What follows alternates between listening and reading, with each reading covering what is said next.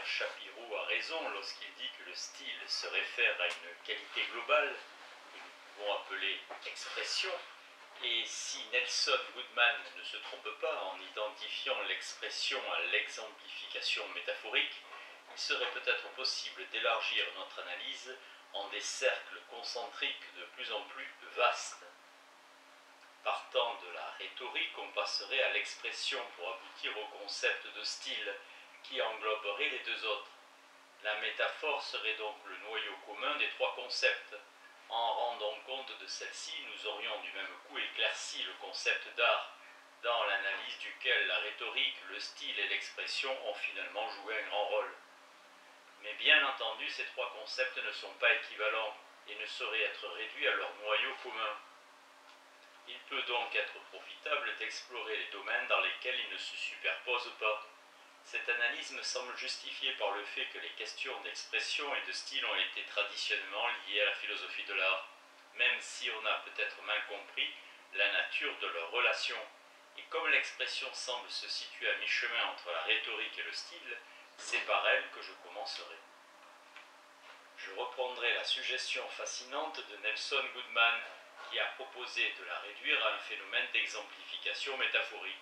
Étant donné ce que nous avons dit concernant la métaphore, nous aurons sans doute vite fait le tour de la question, puisqu'il nous reste uniquement à examiner la notion d'exemplification qui ne saurait guère être difficile à élaborer. L'exemplification est un des cas les plus simples de la représentation, puisqu'elle consiste à extraire un spécimen d'une classe et s'en servir pour représenter la classe dont on vient de l'extraire.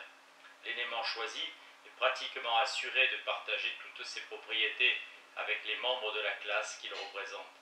Les exemplifications ne donnent pas lieu à certains problèmes qui se posent pour les autres phénomènes représentationnels. Puisque du simple fait que E est un exemple de K, il découle que K ne saurait être une classe vide, car autrement E n'en serait pas un exemple.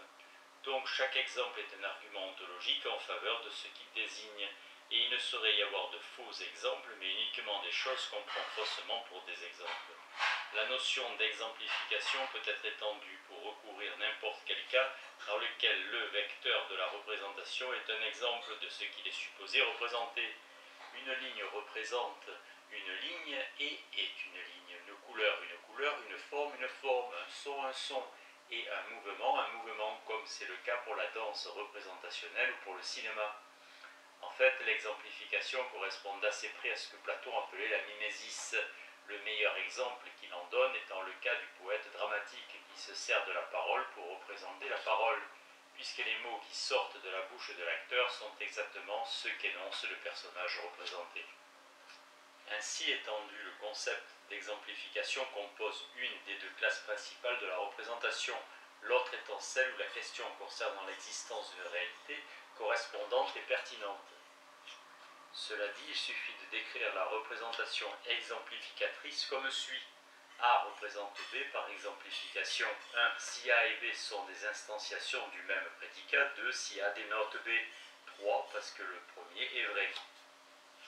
Le fait que les œuvres d'art semblent souvent instancier des prédicats, qui sont instanciés aussi par des entités non artistiques, peut donner lieu à certains problèmes, lorsque l'œuvre d'art est d'un type qui ne semble pas pouvoir donner lieu aux instanciations en question. Pour en rester à des exemples traditionnellement associés avec le concept d'expression, une telle situation se présente souvent lorsque le prédicat appartient au vocabulaire des émotions. Il y a des gens qui trouvent étrange qu'une œuvre musicale ou un poème puisse être des instanciations du prédicat et triste, ou qu'il puisse être des exemplifications du sentiment que ressent quelqu'un qui se rappelle un amour malheureux ou des chances gaspillées. Comment une chose qui ne possède pas d'âme peut-elle être triste? Incapables d'expliquer ce fait, les philosophes ont souvent eu tendance à dire que la musique est triste, est une expression elliptique pour désigner une relation causale entre la musique et autre chose. Ainsi on a dit que le compositeur a exprimé sa tristesse à travers la musique, comme les gens moins talentueux l'expriment par des larmes et des regards perdus, ou encore qu'elle provoque de la tristesse dans l'esprit de celui qui l'écoute. Ces théories sont tout à fait respectables, mais ne sauraient survivre aux découvertes musicologiques et phénoménologiques qui nous apprennent, par exemple, que le compositeur n'était nullement triste lorsqu'il a composé la musique, et que bien que triste elle-même, elle ne provoque guère ou pas du tout de mélancolie chez les auditeurs.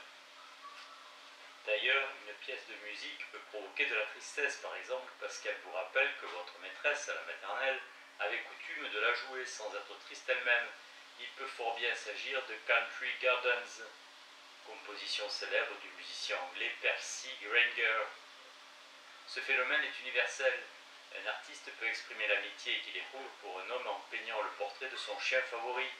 La peinture est une expression d'amitié au sens causal du terme, mais en tant qu'œuvre, elle n'exprime pas l'amitié.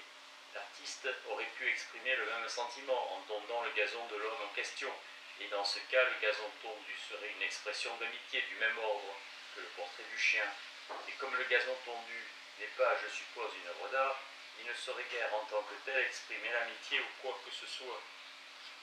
Car le concept d'expression, au sens où il nous intéresse, ne s'applique qu'à des phénomènes qui sont des représentations, ce qui n'est pas le cas du gazon tondu, bien que selon le sens causal du terme, il s'agisse d'une expression au même titre que l'est le portrait du chien. Donc, si on supposait que ce dernier exprime de l'amitié, cela devrait être pour une raison autre que celle liée à son origine causale. Le même argument pourrait être développé concernant une pièce de musique triste, si on disait qu'elle exprime la tristesse du compositeur au même titre que pourraient le faire ses larmes. Les deux phénomènes, puisqu'on peut les expliquer de la même manière, sont des expressions au sens causal du terme. Mais la musique a tout à gagner à posséder encore d'autres qualités, sinon on ne verrait pourquoi les larmes ne pourraient pas être des œuvres d'art. En fait, au-delà des cas d'une pièce de musique triste, nous sommes capables de reconnaître la plupart des propriétés expressives que possèdent les œuvres d'art sans nécessairement connaître grand-chose au sujet de l'artiste, et il n'y a rien dans notre caractérisation de l'œuvre qui dépende en quoi que ce soit de cette connaissance. Mais cela laisse entier le problème de savoir pour quelles raisons la musique est triste et comment elle peut être une instantiation du prédicat et triste, au même titre que peut l'être une personne. Il serait certainement utile de connaître la réponse à ces questions, a fortiori si cela nous permettait de dire que la musique exemplifie la tristesse. Dans ce cas, et selon l'analyse que je viens de proposer, elle dénoterait la classe des choses tristes. Comme la dénotation est un mode de représentation, la musique serait représentationnelle dans la mesure où elle est expressive. Et puisque le caractère représentationnel de la musique a fait l'objet de débats animés, alors que son expressivité a toujours été tenue pour acquise, on pourrait du même coup démontrer l'inconsistance de ces deux attitudes. Beaucoup dépend donc de la manière dont on analyse l'expression, et la théorie de Goodman selon laquelle elle doit être construite comme une métaphore, autrement dit qu'une peinture, disons, exemplifie métaphoriquement et triste, est une théorie très intéressante. Je vais l'examiner brièvement. On aurait tort de conclure de ce qui précède que les prédicats expressifs ne sont jamais littéralement vrais des œuvres d'art. Toute statue pèse son poids, tout tableau occupe un certain espace, mais toutes les statues n'expriment pas la pesanteur, toutes les peintures n'expriment pas l'espace, même si dans les deux cas, certains le font. On ne peut pas passer automatiquement de l'expression exemplifiée métaphoriquement à non exemplifiée littéralement. De même qu'il n'est pas licite d'inférer littéralement faux à partir du métaphoriquement vrai. L'inférence erronée est ici sans doute facilitée par le fait que les philosophes ont eu tendance à se limiter à des prédicats expressifs dont l'application à des statues ou des peintures semble à première vue relever d'une erreur de catégorisation, puisqu'il s'agit de prédicats provenant de notre vocabulaire psychologique et que les appliquer à des tableaux apparaît comme un exemple d'illusion émotionnelle. Quoi qu'il en soit, même dans le cas d'individus pour lesquels l'application des prédicats en question ne relève pas d'une erreur de catégorisation, l'inférence elle-même est injustifiée. Un acteur ou un interprète musical peuvent exprimer la tristesse ou le bonheur, peut-être parce que le metteur en scène ou la notation musicale leur en donne l'instruction, et être en fait eux-mêmes tristes ou heureux sans qu'ils expriment pour autant leur propre état émotif. Ils sont en effet capables d'exprimer les émotions qu'on leur prescrit d'exprimer quel que soit leur état émotif intérieur. Mais ce qui est plus important, c'est que les prédicats qui se réfèrent à des émotions ne sont pas les seuls prédicats expressifs, et il serait étonnant que les thèses causales qu'on a avancées concernant les prédicats d'émotion, lorsqu'ils sont utilisés comme prédicats expressifs, et la moindre pertinence pour les autres prédicats expressifs. Lorsqu'un tableau exprime de la pesanteur, la cause ne s'en trouve pas dans son propre poids matériel. Cela ne l'empêche pas de pouvoir exemplifier littéralement ce qu'il exemplifiait aussi métaphoriquement. La cathédrale de Beauvais est, heureusement, une structure verticale, mais d'une manière profonde et qui s'explique en partie par la proportion existante entre la distance des piliers les uns par rapport aux autres et la hauteur de la voûte qu'ils supportent. La cathédrale exprime de plus la verticalité. Du point de vue expressif, la verticalité de la cathédrale est une métaphore.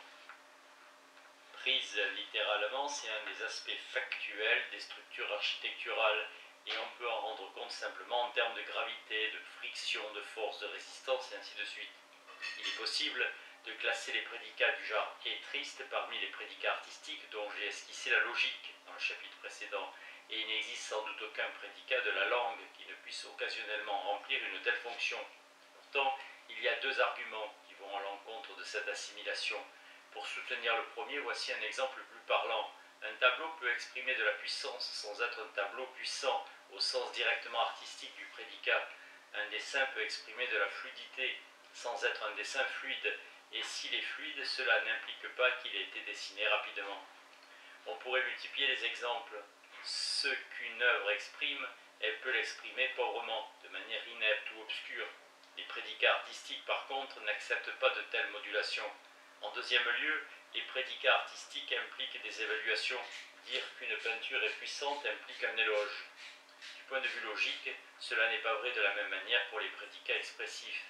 On peut dire que la cathédrale de Beauvais exprime la verticalité, sans pour autant s'engager quant à savoir si c'est là une bonne ou mauvaise chose. Enfin, indépendamment de tout cela, je soutiens que qualifier un tableau de puissant, c'est faire un usage littéral d'un prédicat du monde de l'art, alors que dire qu'il exprime de la puissance, c'est, si Goodman a raison, faire un usage métaphorique d'un prédicat ordinaire. Certes, lorsqu'on fait l'éloge de la cathédrale de Beauvais, en soulignant sa verticalité, donc lorsqu'on se sert du terme verticalité pour en faire l'éloge, on ne veut évidemment pas faire l'éloge du fait qu'elle tient debout. Mais lorsqu'on utilise la verticalité comme un prédicat du monde de l'art, certains bâtiments l'exemplifient, d'autres non.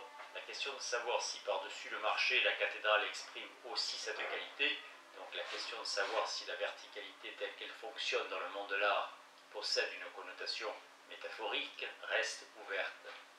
Par ces considérations, nous avons sans doute franchi les frontières conceptuelles de la question du style, ce qui ne saurait étonner si Meyer-Shapiro a raison de dire que l'étude du style implique la corrélation de la forme et de l'expression.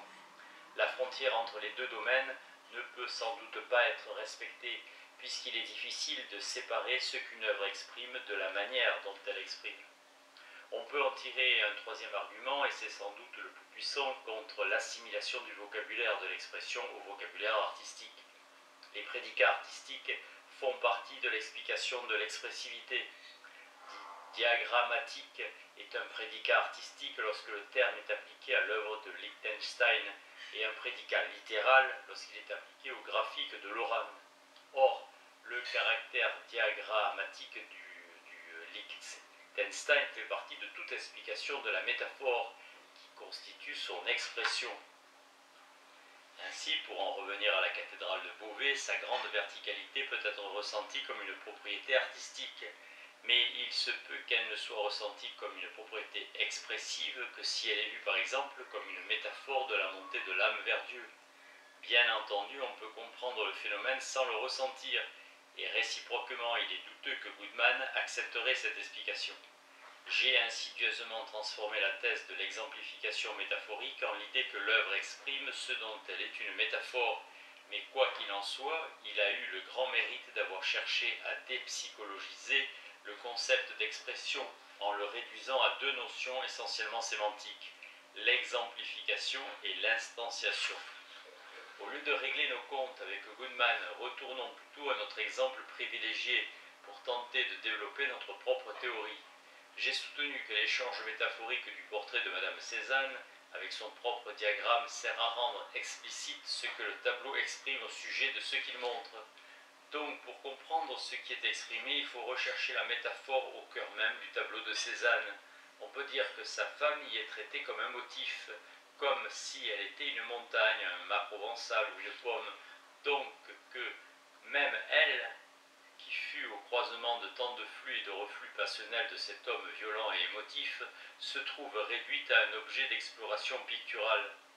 L'étude de Liechtenstein est une sorte de cartoon consacré à cette attitude, mais le tableau de Cézanne lui-même exprime peut-être de manière partiellement auto-référentielle que c'est ainsi que les objets, même les objets d'amour, doivent être traités.